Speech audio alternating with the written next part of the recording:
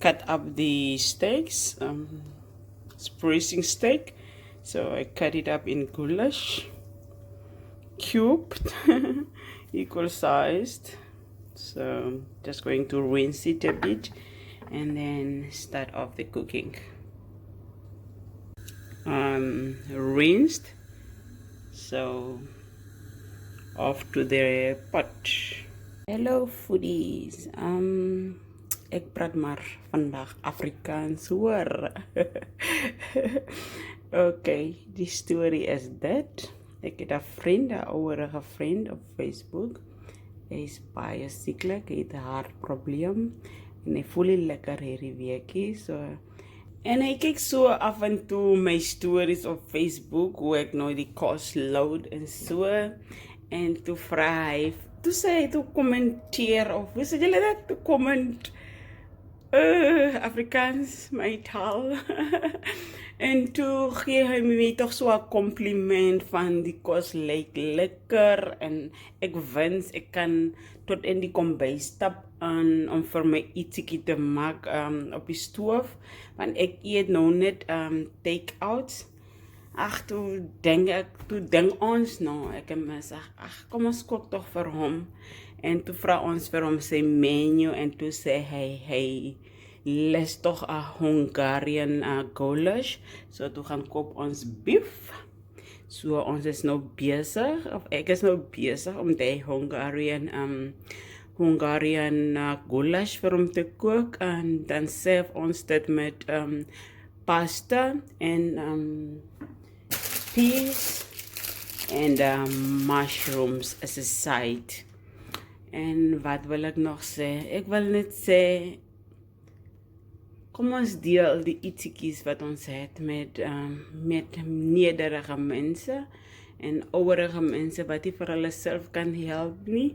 En kom ons hou vir Roger en gebede.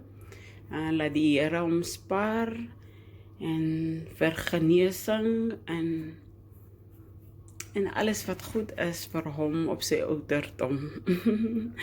En kom ek begin. Dankie vir julle se ondersteuning. Ek waardeer dit baie. Dit gee my motivation om elke oggend op te staan en te dink, wat kook ek vandag? Baie dankie vir julle se wat? Nie samewerking, vir julle se ondersteuning en moed, wat? That's when I knew how to speak Afrikaans. I actually had Afrikaans as a first language at school, and I did great then. First language, ne? On higher grade, or what? Was it on higher grade, or was it? Yeah, I think it was first language, Afrikaans first language in grade 12. And I did fairly great. I did good, so I can break a little there. So, that is that. Kom ons bid vir mekaar en heritage. Kom ons hou moed. Môre sal die son weer skyn. Kom ek begin kook. A little bit of olive oil to shear the meat. But since it's still wet, it will steam shear a little bit.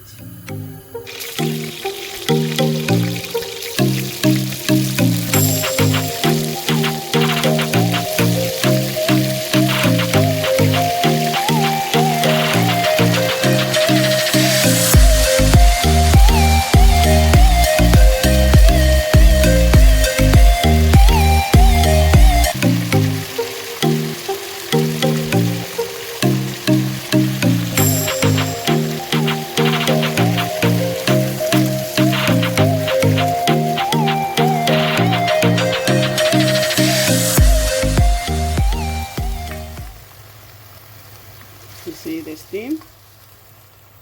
You see the steam on the sides, so that will cook the meat. And then if it's cooked, I'll continue shearing it.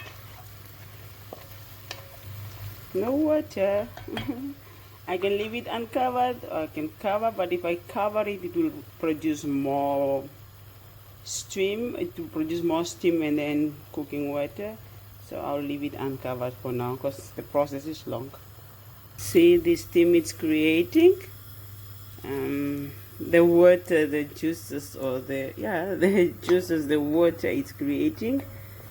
So didn't add in water because it was moist, and then this will cook it off. If you've covered it, it will produce more. So, and this is the perfect time to add herbs because there's moist, so that it can just cook in. Then that's bay leaf, and then this is mixed herbs. So this is the perfect time to add them in so that they can cook through into the meat.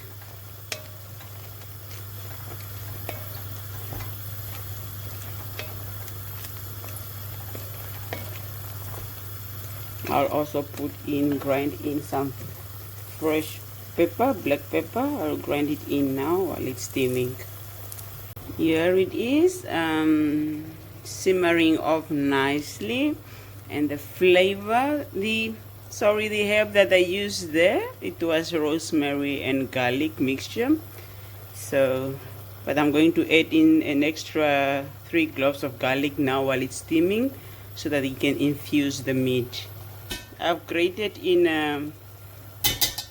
the garlic. Oh, I tell mga baby.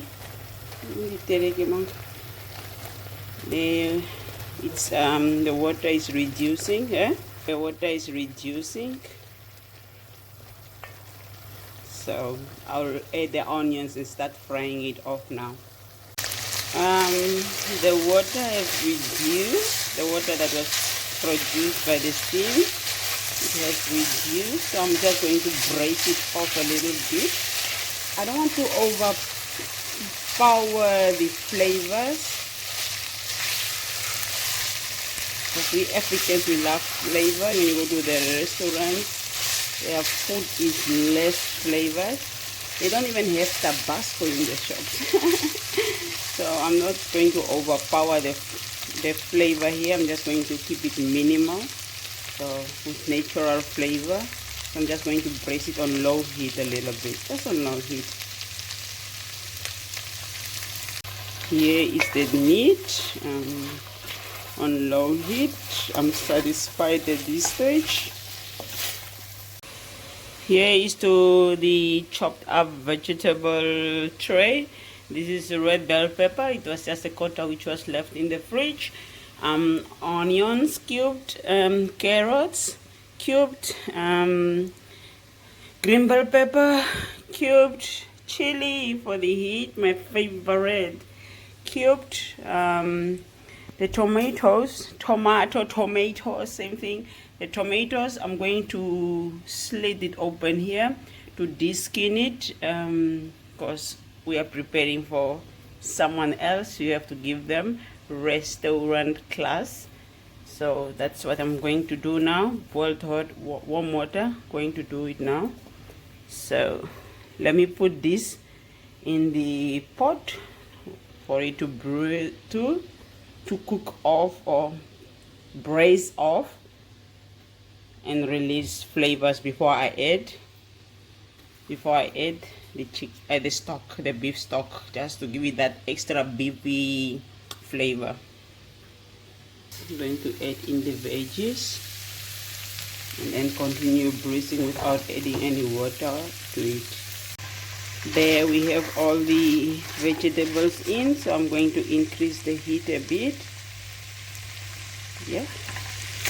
So, and just cook this off slowly while I'm de-skinning the tomatoes.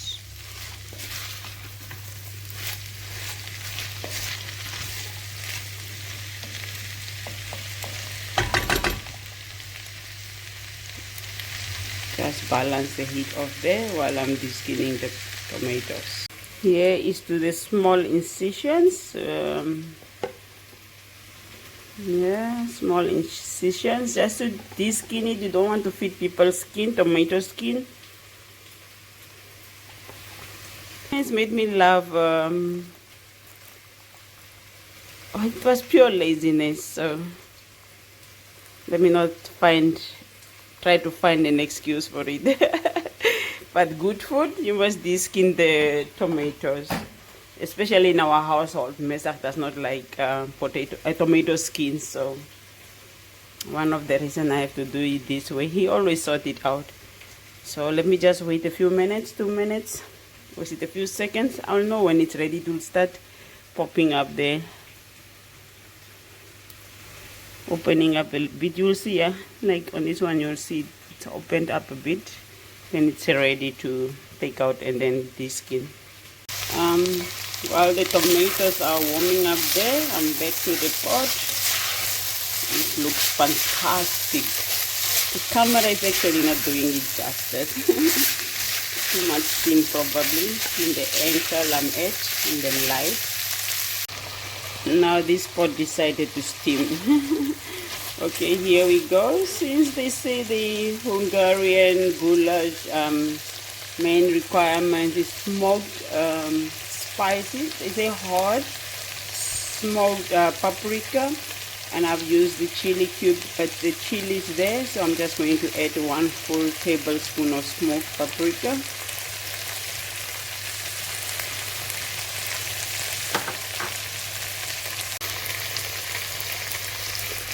And another tablespoon of hot curry. And just stir it in. And I'm going back to the tomatoes to peel the tomatoes so I can make sauce. There you have it. So let me go back to the tomatoes. Here are the tomatoes. So I'm just going to peel it off like this. Easy. Let me quickly just do it. You see how easily it slides off. So let me quickly just do it. Here is the peeled tomato. So I'm going to cube it and continue cooking. Here is to the tomatoes. Going to the pot now. In went the tomatoes, so I crushed in 1 cube and I'm going to crush in the 2nd cube. Stock, yeah. I'm nearly finished now. So give it a stir. Look at the juices at the side. Give it a stir. It's thick enough. Now I can add in the. Let me show you now. Oh, it's steaming off into the camera. So there we have it already. I was supposed to add in tomato puree, but I forgot to buy tomato puree and I'm out of tomato paste also as well. So luckily I have a can of tomato soup, which I'm going to add now.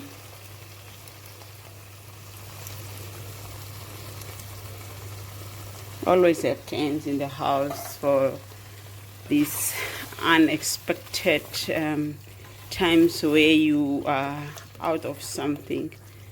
There you have it. It looks so great. The camera is not doing it justice. So I'm just going to cut the what? Going to cut the spring onions to garnish it off. And I'm going to let it simmer uncovered. Let it simmer for 5 minutes. Look at that bubble. Here it has simmered. Nice. Nearly forgot. I need to add in another main ingredient. Here it is, sour cream.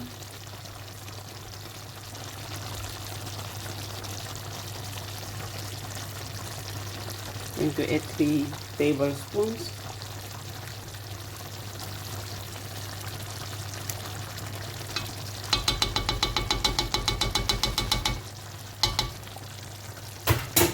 There, and then I'm going to add the spring onions.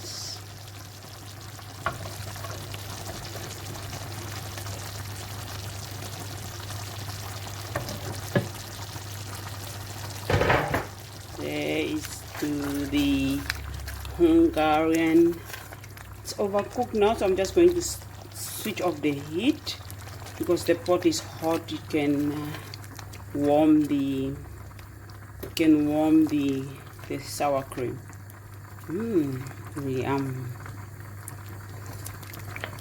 I'm not going to close it off. I'm just going to leave it open for now. Still don't want moisture or the soup to loosen.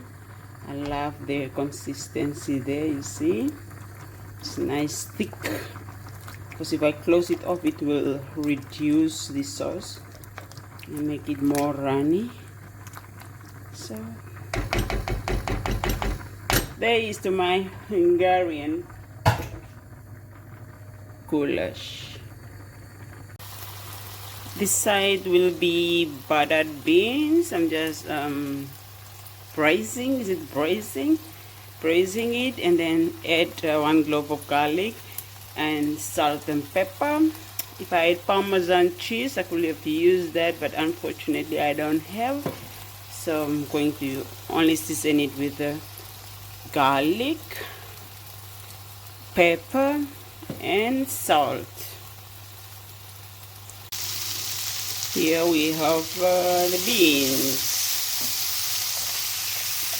You can add in a little bit of honey. I don't have honey, but I can add in a little bit of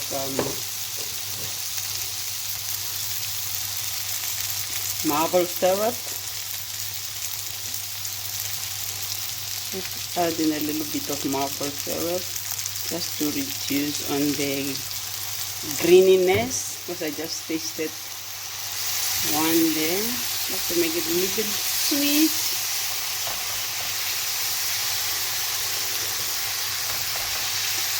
Look at it crazy.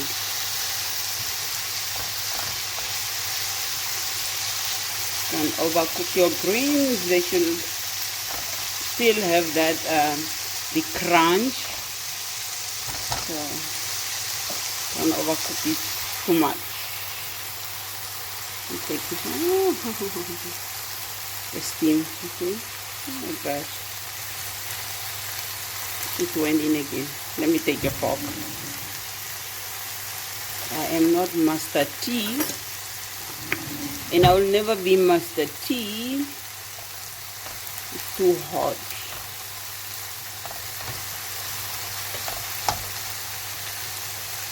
Yeah. There we have it. Just look at it. Perfectly cooked. So let me give you a taste test.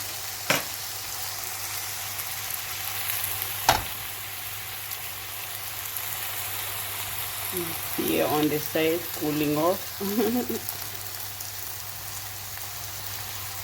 Okay, cool. There it is in full view. There it is.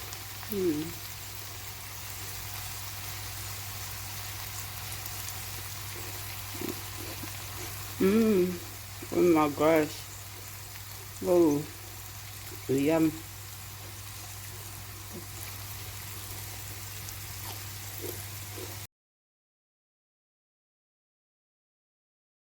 Here we are done. Let me run you through. Always be generous to your neighbor. Give whenever you can give, whenever it's possible. Go out of your way to doing so. Not only are you blessing their lives, God will return your blessings. So here is food for the less privileged. It's not less privileged. Here is the food for people who cannot go to the kitchen themselves, prepare a meal for themselves, most especially the elders, the disabled, people who can't see, people who can't reach the kitchen and prepare their own meals. So our doing will go a great way. So we have pasta here, and then we have beans. I had the cheese, but not Parmesan cheese, like I said. Cheddar cheese. If it warms it up, it will melt over the beans and it will be scrumptious. and then to the Hungarian goulash. This is what he ordered for. So I'm just going to cover it and go and deliver it to him.